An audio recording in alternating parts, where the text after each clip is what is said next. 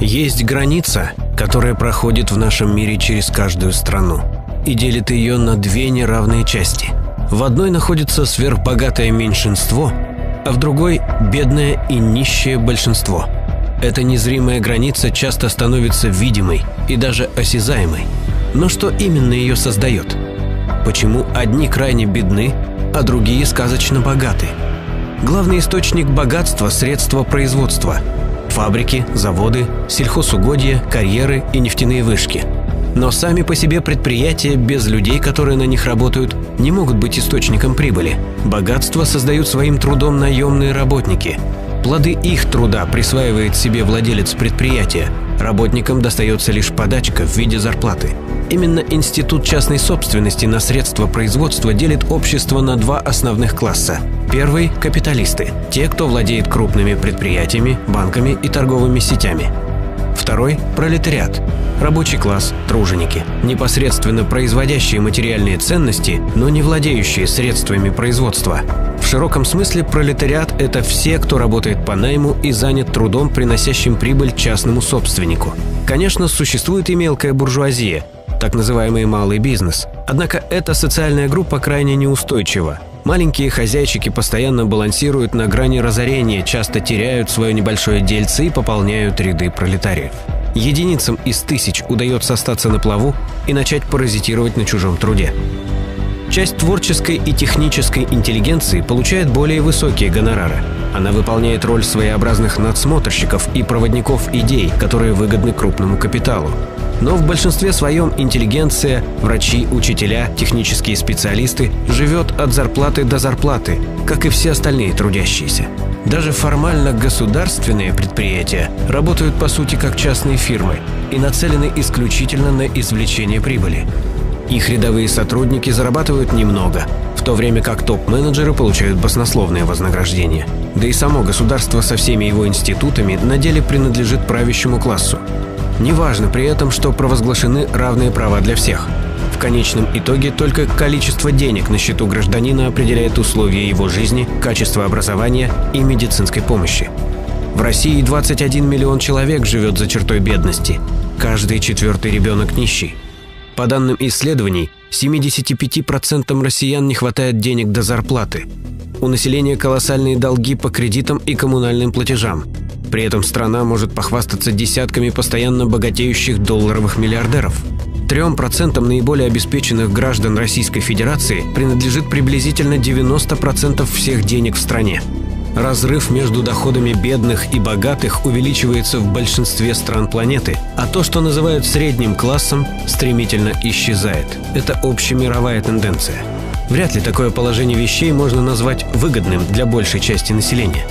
Как же угнетателям удается удерживать свое господство в обществе? Мы уже отметили, что правящему классу принадлежит государственная машина. Его власть удерживается законами и силовыми структурами. Так называемые свободные выборы, по большому счету, лишь формальность. Крупный капитал, опираясь на финансовый и административный ресурс, легко приводит в парламент и органы государственного управления своих ставленников. Однако всего этого для удержания власти недостаточно. Правящему классу требуется поддерживать среди рядовых тружеников такое состояние умов, чтобы они и не помышляли о другой жизни для себя. Нужно сделать так, чтобы невольники капитала спали наяву и не осознавали своих классовых интересов. Что усыпляет классовое сознание? В первую очередь сами условия жизни работающих по найму людей. Миллионы жителей планеты трудятся, чтобы свести концы с концами, иногда на 2-3 работах. У них зачастую не остается ни времени, ни сил для размышлений о своем положении. Они находятся в режиме выживания. Система образования и массовая культура не предлагают человеку думать о своем положении, а напротив, примиряют с ним. Направляют к ложным, примитивным целям. Не ломай голову, приспосабливайся, потребляй, развлекайся, забудься. Они воспитывают благоговение перед богатством и частной собственностью. Человек не знает или не предполагает другого пути общественного развития. В системе социальных отношений для него есть только наемный раб и наниматель-рабовладелец. То, что средства производства могут находиться в общественной собственности, а труд можно организовать без эффективного менеджера, он себе не представляет. Но альтернатива есть, и она даже была реализована на практике. Поэтому и западным, и российским капиталистам приходится затрачивать огромные ресурсы на очернение советского строя, чтобы ни у кого не возникало адекватного представления о социализме. Правящий класс агрессивно навязывает обществу разнородную религиозность.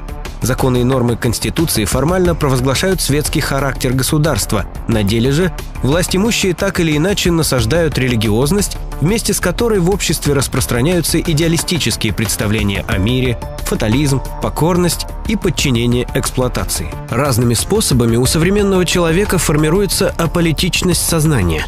Энергия людей канализируется, направляется на благотворительность, помощь животным, борьбу с экологическими проблемами, личностный рост и тренинги. Люди занимаются чем угодно, но уходят от главного социального вопроса, касающегося напрямую всего человечества – капиталистического рабовладения. Множество ловушек расставлено для угнетаемой части населения и в политике. Националисты в качестве источника социального неустройства называют настоящие или надуманные национальные противоречия, хотя проблемы, связанные с тем или иным национальным вопросом, почти всегда порождаются капиталом. Трудовая миграция – средство удешевления рабочей силы, а межнациональная рознь помогает угнетателям паразитировать на рабочих разных национальностей по принципу «разделяй и властвуй». Либеральные политики предлагают заменить неправильных коррумпированных управленцев у власти на правильных и кристально честных, таких же, как в ведущих странах западной демократии. При этом на самом Западе тоже много тех, кто жалуется на так называемый кумовской капитализм, засилие монополий, коррупцию и отсутствие конкуренции. Все эти явления капитализмом и порождаются. Смена лиц и фигур не только не изменяет сути самой системы, а чаще ухудшает положение трудящихся в результате очередного передела собственности. Сторонникам правильного капитализма противостоят группы, которые уже находятся у власти и ничего менять не желают. На их мельницу льют воду партии и общественные движения, делающие акцент на патриотизме и сохранении стабильности. Они призывают угнетенные классы к солидарности и сплочению со своими угнетателями. Сторонников этих политических сил мало смущает, что современная Россия – деиндустриализованная страна периферийного капитализма, главная роль которой в глобальной экономике – снабжать ресурсами развитые страны. Они с неохотой обсуждают постоянный вывоз капитала, офшоризацию, деградацию отечественной промышленности, науки, образования и здравоохранения. Или назначают виновниками происходящего агентов западных спецслужб и пятую колонну. Хотя кто эта пятая колонна, если дети действующих российских политиков, чиновников и госслужащих живут и учатся в странах так называемого потенциального противника, а журналисты государственного телеканала могут иметь вид на жительство и недвижимость в государствах НАТО? Кто пытался подсчитать, какая часть платежей граждан России за коммунальные услуги уходит в карманы к иностранным владельцам отечественных ТЭЦ и электростанций? Сколько иноземцев в советах директоров условно-российских компаний? Капитал не знает границ и не имеет родины. Вот и выходит, что условные либералы и такие же условные патриоты-державники борются за место у капиталистического корыта. И кто бы из них не одержал верх, победит в итоге капитализм. А результат будет одним и тем же – разграбление и разорение страны. Только одни будут грабить под великодержавными лозунгами, а другие – под либеральными. Ну и, наконец, есть силы, которые активно эксплуатируют левые настроения и ностальгию общества по прошлому. Они могут использовать советскую символику, называться социалистическими или даже коммунистическими, но при этом в их политической программе нет ни слова о классовой борьбе, необходимости установления власти рабочего класса и перехода к социализму.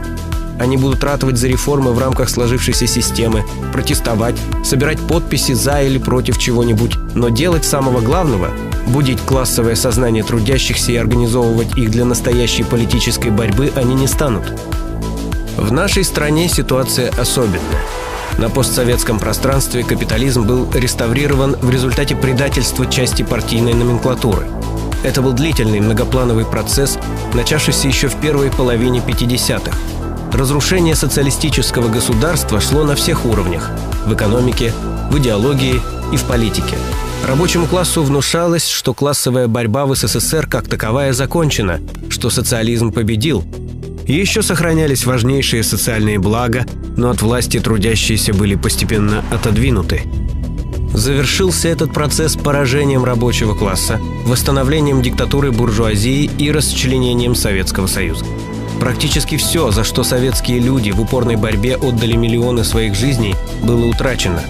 В последние годы идет активная ликвидация остатков некогда гарантированных социальных благ. То, что несколько поколений граждан СССР считали раз и навсегда завоеванными правами, было отнято и попрано.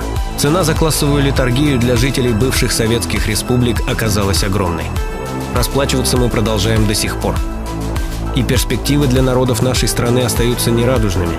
Не нужно быть семи пядей во лбу, чтобы это понять, когда природные богатства распродаются, вырученные деньги утекают за границу, а промышленность, наука и образование планомерно уничтожаются невидимой рукой рынка. Нарастающий вал социально-экономических и политических проблем, техногенных и экологических катастроф заставляет население страны подниматься на защиту собственных интересов. Да, кто-то еще смиренно просит у власти милости, кто-то в отчаянии обращается за помощью к иностранным правительствам. А у части рабочих сознание на таком уровне, что они умоляют американских империалистов отменить антироссийские санкции. Но есть и те, кто уже отстаивает свои права. Все чаще начинает звучать, казалось, уже давно забытое слово «забастовка». Трудящиеся разных профессий выдвигают не только экономические требования. Они хотят лучших условий труда, соблюдения техники безопасности, противостоят коррупции и воровству. Да, пока это еще региональная или цеховая солидарность. Но все более очевидным становится то, что у всех этих кажущихся несвязанными проблем корень один – капитализм. Труд обобществлен в наше время как никогда. В производстве каждого товара присутствует так или иначе работа тысяч и тысяч трудящихся всего мира. Человечество накопило невероятный объем научных знаний и технологий. Огромной мощью обладают его производительные силы. Казалось бы, решай глобальные социальные задачи. Дай всем достаточно еды, одежды, обеспечь медицинской помощью. Но производителям и торговым сетям выгоднее избавиться от продуктов, которые не удается продать, чем выстроить систему, при которой пища будет попадать на стол нуждающимся. Даже в странах первого мира растет число бездомных, нищает население, увеличивается разрыв в доходах между бедными и богатыми. Все, что производят рабочие, сами трудящиеся зачастую не могут приобрести на те низкие зарплаты, что платят им работодатели. Неминуемо возникает кризис перепроизводства. Чтобы приобрести необходимые товары, люди берут кредиты, зачастую на кабальных условиях. Надуваются и лопаются кредитные, страховые, ипотечные и прочие рыночные пузыри. Крупный капитал всегда разрешает накопившиеся противоречия за счет трудящегося большинства. Кризисы и войны запрограммированы самой капиталистической системой, и в каждой следующей глобальной войне, развязанной капиталом, людей погибает все больше, а уничтожают их все более жестокими способами. В Первую мировую были убиты миллионы человек. Во время боевых действий применялось химическое оружие. Во Вторую мировую счет погибших шел уже на десятки миллионов. Были написаны самые кровавые страницы истории. Чудовищные военные преступления, беспрецедентный геноцид, лагеря смерти и атомные бомбы, сброшенные на мирных жителей. Следующий глобальный конфликт может в первые полчаса унести миллиард человеческих жизней. Но даже если не произойдет планетарной катастрофы, большинство населения Земли ничего хорошего не ждет. Угнетение и эксплуатация будут только нарастать. Человек все больше будет превращаться в бесправный товар. Ухудшающиеся условия жизни будут толкать людей к сопротивлению и поиску ответов. И неизбежно, что все чаще люди будут обращаться к теории классовой борьбы, к историческому опыту прошлого. Крах капитализма предопределен заложенными в нем противоречиями. На смену феодализму когда-то с боем пришел капитализм. Точно так же класс трудящегося большинства обязательно возьмет верх над буржуазией. Прогресс неумолим. Но переход к социализму не будет спокойным, как это себе представляют наивные мечтатели. Не будет никакой мирной эволюции общественного сознания. Отживающие свой век паразитические классы добровольно от господствующего положения не откажутся. Они пойдут на любые преступления, чтобы сохранить свою власть и капиталы. Но чем сильнее давление на угнетенных, тем больше они сопротивляются. Это сопротивление не задавить репрессиями, не заболтать призывами к национальному единству и сплочению. От классовой борьбы не спрятаться в духовных практиках, не скрыться в экопоселениях, не спастись в своем маленьком бизнесе. Эту глобальную бурю не переждать в тихой гавани. Ни одна угроза, которую создает капитализм общественному благополучию и безопасности, не может быть преодолена в его рамках. Войны и перевороты неизбежны, потому что закон наживы утверждает право сильного на ограбление слабого. Вал экологических проблем будет нарастать. Пока разрушение природы приносит буржую прибыль, он не остановится. И в 21 веке человечество не избавилось от нищеты, безработицы и бездомности. Все эти позорные явления запрограммированы самой экономической системой, главное в которой – барыши частного собственника, а не всеобщее благо. Людоедская жестокость нынешних хозяев жизни в борьбе за рынки сбыта и рабочей силы не снилась даже тем, кого принято считать первобытными дикарями. В старину у нас было принято делиться, это было частью нашей сути, и не только у аборигенов. Полагаю, всюду на планете люди были такими до появления денег. В моей культуре не было слова «мой». Все было нашим, нашей общей собственностью, принадлежало всем. Но теперь у нас есть «я», «мне», «мое». Мы больше не отдаем ничего по велению сердца. Мы перестали делиться. И это убивает нас, как человеческих существ, как общество, как род. Когда я говорю «род», я имею в виду весь человеческий род. Мы отказываем другим людям в крыше над головой, в еде, лишаем их возможности выжить исключительно из-за денег. Человеку, конечно же, не нужно возвращаться в доисторическое состояние. Но до тех пор, пока горстка толстосумов эксплуатирует трудящихся, наше общество по сути своей останется рабовладельческим. Лишь переход к общественной форме собственности на средства производства по-настоящему освободит людей и труд от власти капитала. Нет никакого третьего пути, нет золотой середины. Невозможно удерживать равновесие между телом и растущей в нем раковой опухолью. Или организм выздоравливает, или его пожирает болезнь. Либо власть принадлежит трудящемуся большинству, либо паразитическому меньшинству. Все уступки, которых добились рабочие, результат многовековой классовой борьбы, и господствующий класс при первой же возможности стремится отобрать их. Вот почему одна лишь борьба за свои экономические интересы никогда не будет для трудящихся достаточной. Рабочему классу необходима вся полнота политической и экономической власти, а добиться освобождения от гнета он может лишь в борьбе во всех ее формах. У рабочего класса есть для этого и силы, и огромное преимущество перед паразитами. Трудящихся гораздо больше. К тому же у пролетариата есть теория и успешный практический опыт ее применения. В СССР рабочие доказали, что они могут прекрасно жить без богачей, в то время как за всю историю ни один богач не доказал, что можно наживаться без эксплуатации рабочих. Сознательная классовая борьба – это не порванная на груди рубаха, не беспощадный бунт или беспорядки. Настоящее освобождение начинается с научного понимания своих классовых интересов. Оно немыслимо без дисциплины и организации, без солидарности трудящихся, солидарности в мировых масштабах. И увенчаться успехом эта борьба может лишь под руководством политической партии рабочего класса. Какой мир достанется в наследство нашим потомкам? Мир, где правят обезумевшие от роскоши и вседозволенности гламурные приматы, жирующие за счет миллионов обездоленных работников? Или общество, где отсутствует угнетение и деление людей на сорта, где всякий труженик получает место под солнцем, реальные, а не декларативные права и возможности реализовать собственный потенциал. Каждому человеку, вне зависимости от его происхождения и социального положения, придется делать выбор – за справедливость против угнетения или за угнетение против справедливости. Остаться в стороне не получится.